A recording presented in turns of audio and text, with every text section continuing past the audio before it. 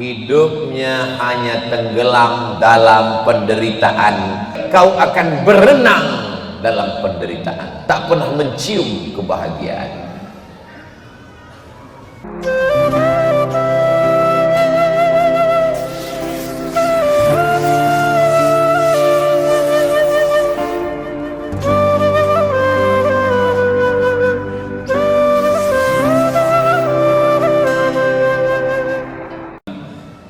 Datang orang menjumpai Nabi Muhammad SAW. Ya Rasulullah, man ahabbun nas bi husni suhbati, siapa orang yang paling layak mendapatkan bakti? Ummuka, ibumu. Summa man, siapa lagi? Ummuka, ibumu. Summa man, siapa lagi? Ummuka, ibumu. 3 kali, ibumu, ibumu, ibu. Saya sudah bolak-balik nyari kitab hadis melalui kitab dan aplikasi, belum ketemu bapakmu, bapakmu, bapakmu. Saya mau ngasih tahu anak saya, kau berbakti dengan aku, nggak ketemu dalilnya. Kenapa ibu bisa dapat 3 kali? Ternyata karena ibu melakukan 3. Pertama, ibu mengandung. Kedua, ibu menyusukan. Yang ketiga, ibu melahirkan. Makanya dibuat dalam lagu, ibu engkaulah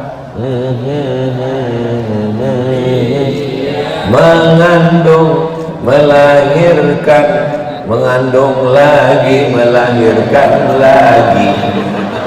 Kebetulan anaknya Bang. Mengandung itu ibadah, melahirkan itu ibadah, mati melahirkan mati syahid. Kata Nabi, tazawwajul walud, nikahilah perempuan yang subur, yang banyak anaknya. Dari mana kita tahu perempuan itu subur? Dari keluarganya. Makanya buat dulu fit and proper test, bukan dites dulu.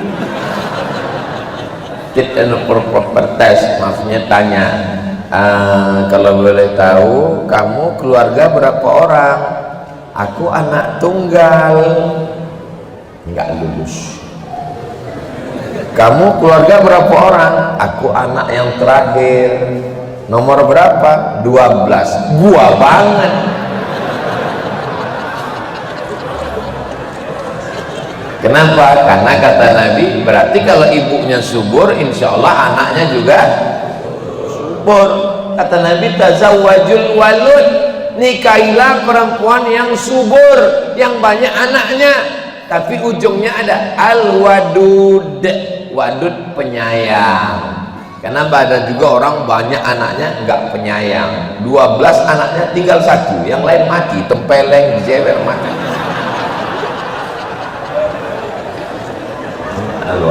Bapak ibu enak aja ketawa, saya yang masih lama ini enak aja, kiki aku yang ngomong terus sampai kayak. Kenapa lah kalian pasang namaku yang terakhir? Kenapa enggak? Padahal mereka yang gemuk-gemuk. Kenapa enggak Ustaz Diri Sulaiman yang terakhir? Saudara yang dimuliakan Allah Subhanahu wa ta'ala, Bapak Ibu yang dimuliakan Allah Subhanahu wa ta'ala, ketika ada seseorang, dia ini amat sangat banyak amalnya, malamnya qiyamul lail tidak tidur-tidur, siangnya berjihad fisabilillah, tapi ternyata durhaka. Maka kata Nabi SAW, ada adullukum ala akbaril kabair, maukah kalian aku tunjukkan dosa yang terbesar di antara dosa besar, dosa. Yang pertama al-isyrak, syirik. Insya Allah kita tidak ada lagi yang syirik, kita nggak ada lagi yang melihara tuyul. Dulu memang ada Pak Ustadz, tapi tuyulnya udah saya jual.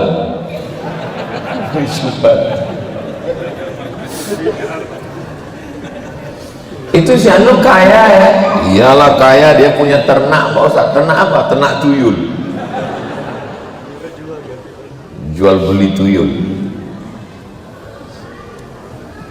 Al-israf, syirik. Yang kedua, uququl walidain, durhaka kepada orang tua. Orang yang durhaka kepada orang tua, kalaupun hartanya banyak, kalaupun istrinya cantik, kalaupun rumahnya seperti istana, kalau dia durhaka, hidupnya hanya tenggelam dalam penderitaan. Setetes air mata ibumu mengalir, kau akan berenang dalam penderitaan, tak pernah mencium kebahagiaan. Kalau ibunya sudah meninggal Pak Ustaz, ziarah ke kuburnya. Assalamualaikum ya ahlan diyar minal mu'minin wa inna insyaallah bikum lahiqun yarhamullahu mustaqdimin wal mustaakhirin, nasallallahu lana wa lakumul afiyah. Berdoa kepada Allah, mudah-mudahan Allah mengampunkan dosanya, merubah takdir.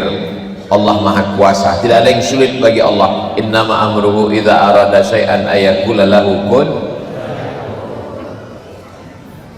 Saya banyak ditanya orang, Ustadz zikirnya apa, wiridnya apa, bacaannya apa? Saya manusia biasa. Kalaupun dicari-cari, mungkin doa almarhumah ibu saya. Karena cita-cita saya tidak banyak. Saya mau sekolah bersama Ustadz Fahmi Salim di Al-Azhar Mesir. Cuman bedanya saya setelah LC pulang, beliau LC Al-Azhar, MA Al-Azhar, Doktor Al-Azhar, SCG, S-Loro, S-Telu. Saya habis S1 pindah ke Maroko, habis itu pindah ke Sudan. Cita-cita saya cuma satu, kalau aku S1, S2, S3, aku punya ijazah doktor, aku mau jadi dosen, nanti aku punya uang, aku mau bawa orang tua ke Makkah, membahagiakan dia. Cuman itu saja, tidak lebih dari itu. Dulu kalau saya pulang tausiah, saya dapat cincin. Pertama kali cincinnya saya pasangkan ke tangan dia. Mak, cincin bagus. Oh, cantik cincin kau, mantap. Senang sekali dia. Saya dapat handphone, dikasih orang handphone, harganya 25 juta, mereknya Casio, kasih orang. Saya kasih ke almarhumah mak saya. Di mana-mana dia pergi, orang melihat handphonenya, hebat. Padahal dia nggak bisa main handphone. Dia cuma tahu, mak nanti kalau masuk pencet hijau, kalau mau berhenti pencet merah. Hijau merah, hijau merah. Tapi kemana-mana orang, hebat handphone nenek ya, dia senang sekali. Dia pergi kemana-mana suka naik angkot, pergi naik angkot, naik bis kemana-mana dia suka. Mesti ditanya orang, ibu umurnya sudah 70 tahun masih naik angkot, tega sekali anak ibu. Ibu punya anak? Punya. Kok tega sekali anak ibu membiarkan ibu keluyuran sendirian? Siapa anak ibu? Tunjuknya foto saya. Ini anakku. Oh ya, Ustaz Somad. Diantar ke rumah. Itu senang sekali dia. Dia ngeprank orang itu senang. Nanti kalau saya pulang dia cerita, aku tadi waktu belanja di pasar, kata orang, ibu anaknya kok, anak ibu kok biarin ibu? Siapa anak ibu? Dia bilang Ustaz Somad. Diantar orang itu ke sini tadi. Kalau saya tausiah, dia biasa duduk di belakang-belakang. Dia nggak mau duduk depan, dia duduk di belakang. Habis itu orang yang menyepelekan dia, yang menyuruh dia, pinggir sana bu, sini, sana. Habis itu saya kasih tahu, ibu saya yang ada di belakang maju pas belakang. Habis itu orang datang bersalaman dengan dia, yang tadi ngejek dia, dekat dia, itu dia senang sekali. Tadi yang ngejek aku tadi, begitu kau bilang aku mak kau, didekatinya gitu.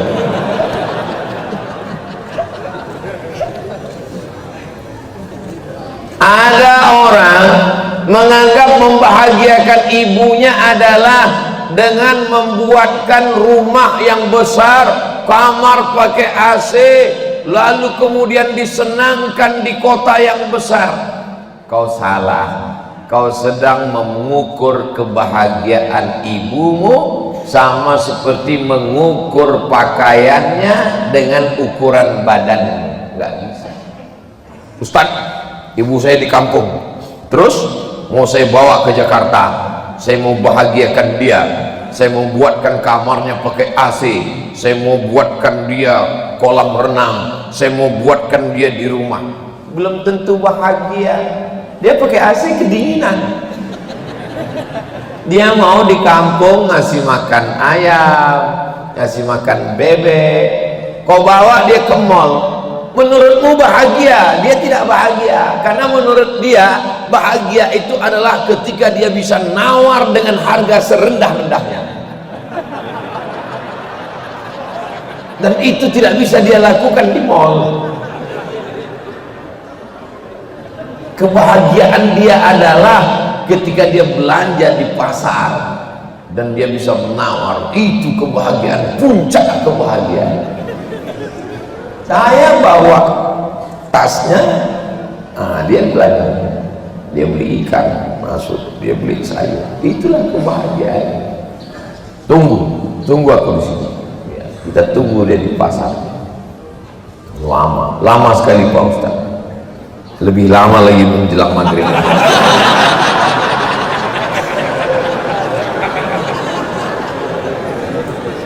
Bagaimana rasanya kalau ibu kita sudah tidak ada?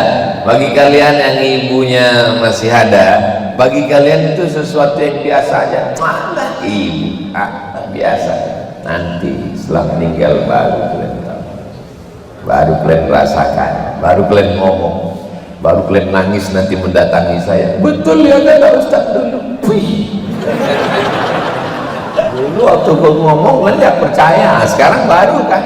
Jangan nanti setelah dia meninggal baru kalian mencakar dinding. Mama, saya kalau melihat ada orang ibunya meninggal nangis mau kuantukkan aja kepalanya ke dinding. Dulu waktu hidup kau sepelekan. Di saat kau berada di dalam rahimnya, yang pertama yang kau lakukan adalah merubah hormonnya sehingga penciumannya tajam dan dia muntah-muntah. Itulah yang pertama kau lakukan ketika kau ada dalam rahimnya. Belum lagi kau dalam bentuk manusia, baru dalam bentuk janin, hormonnya sudah berubah sehingga semua diciumnya bau, sampai bapakmu pun bau. Padahal ayahmu itu adalah pujaan hatinya, tapi saat kau ada, bau kali kau bangun pergi sana dulu. Begitu janin membesar, kau mulai membesar, tulang belakangnya mulai membengkok, lehernya mulai menghitam.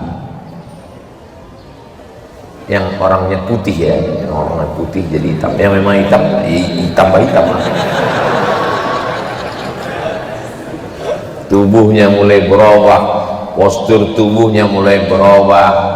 Dulu lambungnya besar, sekarang lambungnya mengecil karena rahim mulai membesar karena kau ada di dalam. Wahnan ala wahnin, lemah di atas lemah. Dr. Fahmi Salim walaupun hafal Quran dari Al-Azhar jurusan tafsir, tapi kalau untuk menafsirkan wahnan ala wahnin, lemah di atas lemah, yang bisa merasakannya ibu, karena yang hamil itu adalah ibu. Ini kalau saya coba menceritakan lemah di atas lemah, lemahnya, nanti ibu ngomong, alah kayak pernah aja. Lemah di atas lemah, malam tidak bisa tidur, siang kepanasan, rasa serba salah. Saat sampai hari kelahiranmu, meregang nyawa dia, apa yang terjadi? Maaf, beribu maaf, 10 jari ku angkat, 11 dengan kepala, robek daging dalam tubuhnya. Kau ambil pisau silet, kau robek kulitmu, belum ada apa-apanya untuk mengeluarkannya. Ini anak-anak ibu, bapak perlu kasih tahu, potong video pendek ini kasih ke anak ibu. Ini anak-anak ini kadang disangkanya keluar macam bersin keluar, asin keluar. Oh, makanya saya kalau sudah menengok ada anak-anak teriak ke ibunya, marah saya. Saya ini orangnya lembut.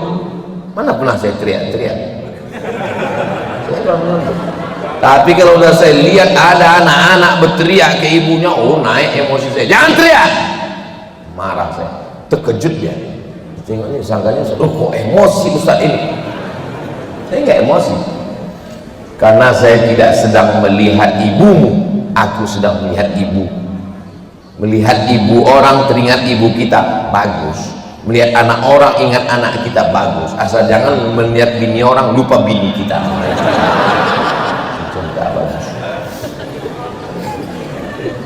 Jadi anak-anak ini mesti diingatkan, bapak juga mesti ingatkan. Aku punya emak, aku punya ibu. Ibu juga berkata, aku milik suamiku, tapi suamiku milik ibunya. Bagi yang ada usaha kaos sablon boleh ditulis belakang, aku milik suamiku, tapi suamiku milik ibunya. Baju ini sekaligus untuk dakwah. Kan tadi sudah dibilang Ustaz dari Sulaiman, dakwah bukan profesi, tapi semua profesi adalah dakwah. Ustaz kok tahu? Saya kan dengar dari sana. Saudara yang dimuliakan Allah Subhanahu wa taala, kalau kau sudah kehilangan ibu maka hilanglah nikmat dunia. Dunia ini rasanya anyap, hampa, tak ada rasanya sama sekali.